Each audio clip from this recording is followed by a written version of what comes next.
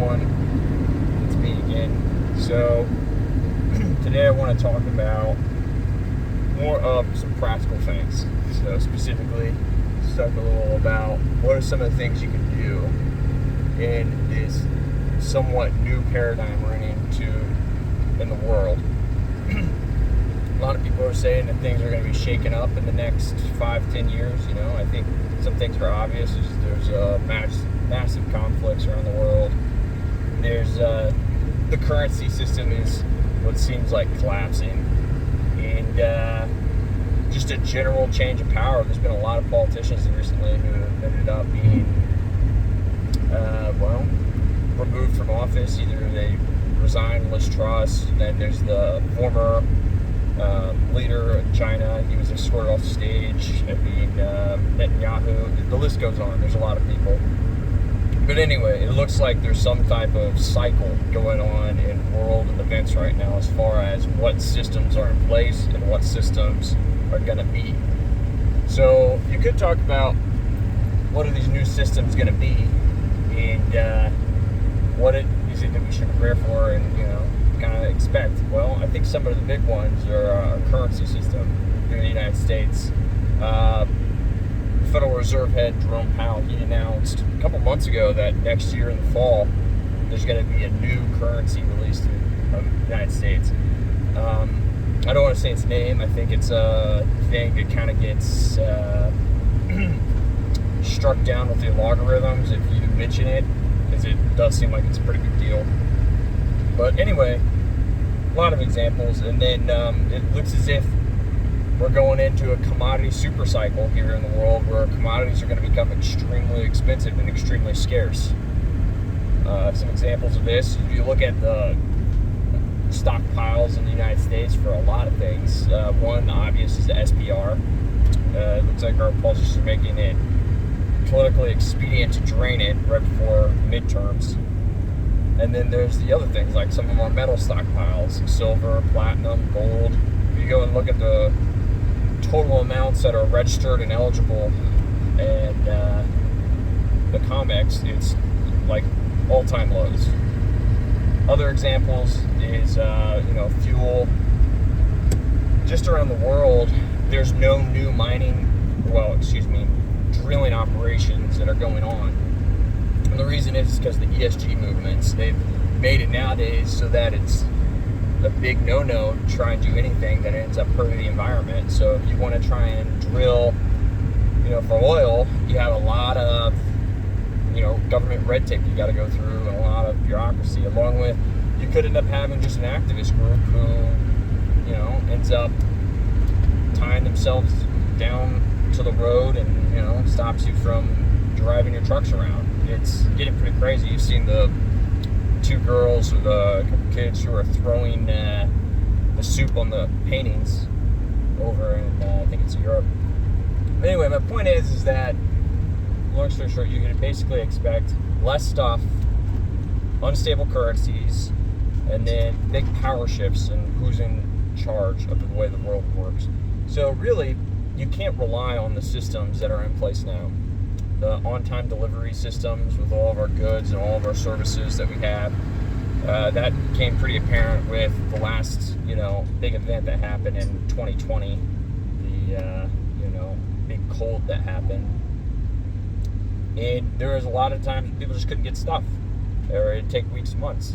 I think that stuff's got to be a more consistent theme in the United States and other Western worlds. So I think I've said enough, but the whole point is the new systems that you need to start implementing, or you need to be someone who is decentralized and self-reliant. You need to be somebody who has control over their own life, and if you ended up being one of the only people around, not saying anything crazy going to happen, but if you were the only person you could rely on, you need to be able to take care of yourself. So that means things like you need to have, food supplies or a way to get food, or have food. Some example, you could have people very nearby to you who grow food, like a community garden or very local farmers you could start buying from. You could start growing your own food. try to avoid going to any of the big supermarkets or any places that have, large supply lines where your food is coming from across states or even from other parts of the world. It's just not going to be sustainable in this new era we're going into. And then your other big things are energy. Right next to after food for surviving is energy, and it literally is the thing that makes our entire world work the way it is nowadays. If we didn't have the energy we do, we'd just be right back to, the pioneer days or all the rest of history. So if you could find some way to start minimizing the amount of energy you need drastically and or produce your own energy, you will be so far ahead of everyone in the future, because it's not necessarily that energy is going to be just completely non-existent. It's just going to be so expensive. And the amount that you're going to be earning versus the amount that it's going to cost, whatever those numbers may be, it's just not going to be enough. So if you can look into things like having houses that are very well insulated, having vehicles that are extremely fuel efficient, having, solar panels are an option. They're not necessarily the best that can take care of all of your energy needs, but they can definitely take care of a huge chunk. I mean, if you have some of the expensive ones, you can, but it should be a supplement. Other ideas is a lot of geothermal stuff, but here's just a few ideas. And then on top of food and on top of water, food and energy, some of the next big things, and this is maybe one of the biggest, is your information. Your information is going to be extremely different in the future and how you get it. It's probably going to be even more curated than it was before. And you're also maybe just not going to get information like you used to. I mean, some of the examples are, it's the media that we consume that is becoming shorter and shorter and shorter in mass.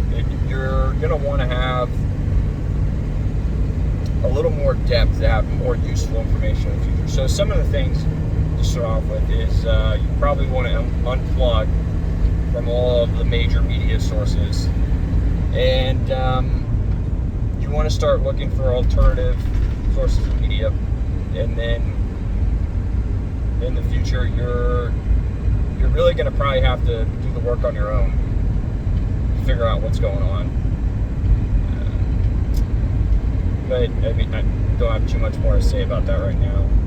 So otherwise, though, just to recap, try thinking of being a less centralized person that has to rely on other people for everything, and look more into the future of being able to take care of. So this is what I'm doing. This is what my wife's doing. We literally moved out, basically, like she says, to the middle of nowhere, and we are trying to grow our own food, and we're getting energy independent, not dependent, and we're getting out of debt. The debt thing is going to be another big one. So, all being said, just some things to think about. If you have any thoughts of your own, drop a comment. But that's all we have for today.